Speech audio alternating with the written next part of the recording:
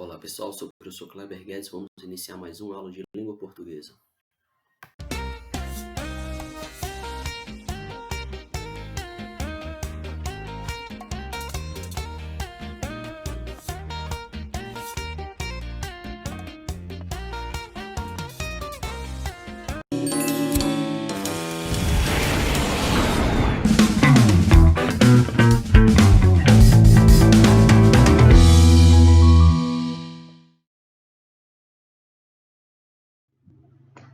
Bom, na aula de hoje nós vamos ver um pouco sobre intertextualidade e interdiscursividade, que é um assunto que as pessoas acabam confundindo um pouco, por serem assuntos onde ambos tratam sobre os textos, sobre a interpretação dos textos, porém são conceitos um pouco diferentes. Então, antes disso, é bom a gente recordar os conceitos de texto e discurso. Primeiramente, o texto. O texto é uma unidade linguística concreta, percebida pela audição na fala ou pela visão na escrita, que tem unidade de sentido e intencionalidade comunicativa. O texto, o intuito dele é comunicar, passar uma mensagem.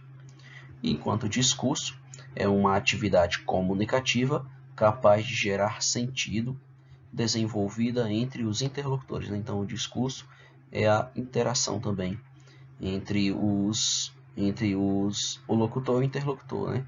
O discurso é uma situação onde uma pessoa emite uma ideia e outra pessoa capta essa ideia. Intertextualidade, relação entre dois textos caracterizada por um citar o outro, ou seja, um texto que cita outro texto. E a interdiscursividade é a relação entre dois discursos caracterizada por um citar o outro, um discurso que cita outro discurso. Bom, vamos analisar aqui uma situação de discurso, onde a gente vai ter um texto A e um texto B. Quando no texto A tem intertextualidade, então o texto B, que faz relação a ele, vai ter uma interdiscursividade. Dá para a gente debater e comentar as relações entre eles. Porém, não necessariamente quando o texto tiver interdiscursividade, haverá intertextualidade nesse texto. Vamos olhar aqui um exemplo. Texto A. Do que a terra mais garrida, teus risonhos lindos campos têm mais flores, nossos bosques têm mais vida, nossa vida no teu seio mais amores. E no texto B. Minha terra tem palmeiras, onde canta o sabiá, as aves que aqui gorjeiam, não gorjeiam como lá. Nosso céu tem mais estrelas, nossas várzeas têm mais flores, nossos bosques têm mais vida, nossa vida mais amores. Então nós temos aqui nesse trecho B uma das mais famosas poesias da literatura da língua portuguesa, que é a Canção do Exílio. E temos aqui o texto A, um trecho do Hino Nacional Brasileiro. Então logo a gente associa aí a intertextualidade entre ambos os textos, certo? Ou seja, um inspirado no outro na hora da produção. E também temos a interdiscursividade, onde ambos são textos de cunho nacionalista, Ambos valorizam a fauna brasileira, a flora brasileira, a pátria.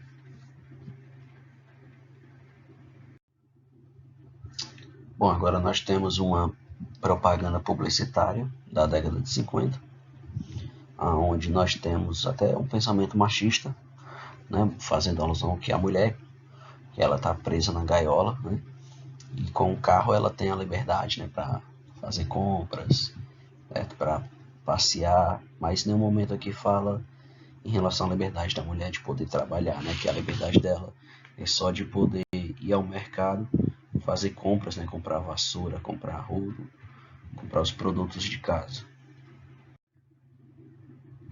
E agora, novamente, nós temos uma propaganda de carro, que também tem esse cunho machista que diz assim, cuidado, ela também dirige. Fazendo uma alusão preconceituosa de que a mulher tem dificuldades para dirigir no trânsito, onde na verdade isso é um estereótipo que foi criado, um certo preconceito. Então esse é um exemplo onde não ocorreu aí a intertextualidade. Como assim? Um texto ele não foi baseado no outro, mas a interdiscursividade existe. Qual é a interdiscursividade que existe aí?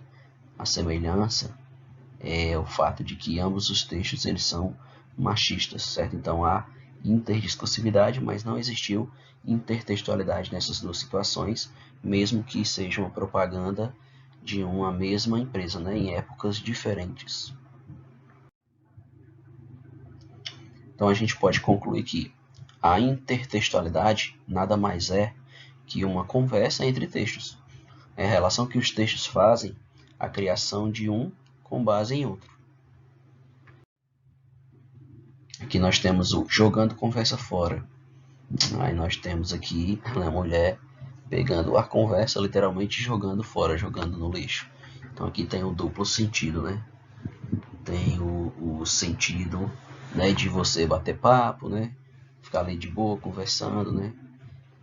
Sem muita preocupação. E aqui tem o sentido, né, de jogar de fato a conversa fora. Por exemplo, as propagandas comerciais, que baseiam-se em gêneros textuais já existentes para formarem outros. Por exemplo, essa propaganda, né, do Bombril, né, traz aí uma referência a uma pintura, né, da Mona Lisa, uma das pinturas mais conhecidas, né, da arte. Ou essa propaganda da Hortifruti, fazendo uma referência ao menino maluquinho, certo? As letras coloridas e essa panela na cabeça são uma alusão a esse personagem. Nas charges, normalmente existe a intertextualidade. Nós temos aqui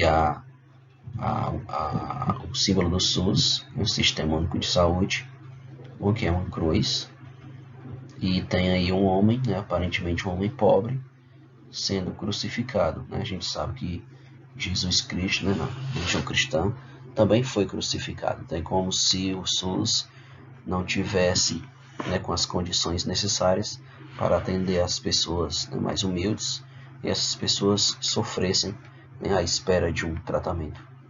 Então é uma alusão que a gente pode fazer, né? Nós temos essa ordem no Congresso, é uma referência também à bandeira brasileira, que é ordem e progresso. E temos essa outra que é crianças armadas nas escolas. Aí, professora, tu me deu 0. E a professora desesperada, né, pega a prova e não, só esqueci o número 1 na frente. Então aqui é uma charge, né, até crítica, mostrando a violência que os professores acabam sofrendo, muitas vezes por conta que alunos, né, vão armados para a escola, né, a violência que ocorre também nas escolas. Há dois tipos de intertextualidade, a implícita e a explícita.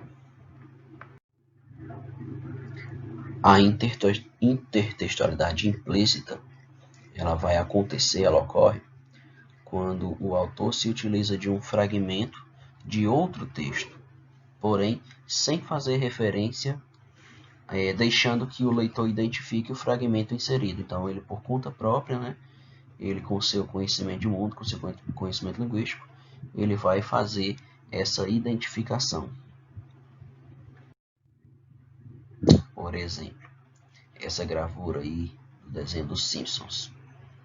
Se uma pessoa que não conhece um álbum dos Beatles e que fez muito sucesso, onde a capa do álbum é exatamente os Beatles passando por essa faixa de pedestre, então a pessoa não iria conseguir compreender, certo? Ela não iria conseguir fazer a conexão das ideias, né? Então a intertextualidade iria ficar comprometida, porque isso é uma competência que depende do leitor, certo? Então, uma pessoa que já conhece, né, esse álbum, ou já ouviu falar, certo? Ela já iria compreender essa referência, né, que o desenho dos Simpsons fizeram. Inclusive, esse ponto aí virou um ponto turístico, né? As pessoas, quando viajam para lá, elas costumam tirar fotos assim, né? Então virou um álbum, né? Capa de um álbum bem famosa. Então, quem não conhece, depois pode procurar. Então, para quem não conhecia, essa é a capa do álbum. Essa foto foi tirada em Londres, na Inglaterra. Mais uma vez aqui nós temos os Simpsons, fazendo a representação de uma obra artística famosa que se chama O Grito. Então tá aqui a pintura O Grito, que faz parte das vanguardas europeias, né? De um pintor norueguês, né? Onde essa obra se encontra em Oslo, na Noruega, do escritor, se não me engano, Edvard Munch. Também temos a intertextualidade explícita. Na explícita ocorre basicamente o contrário. Neste caso, o autor do texto faz citação da fonte, ou seja, de onde foi retirado o fragmento.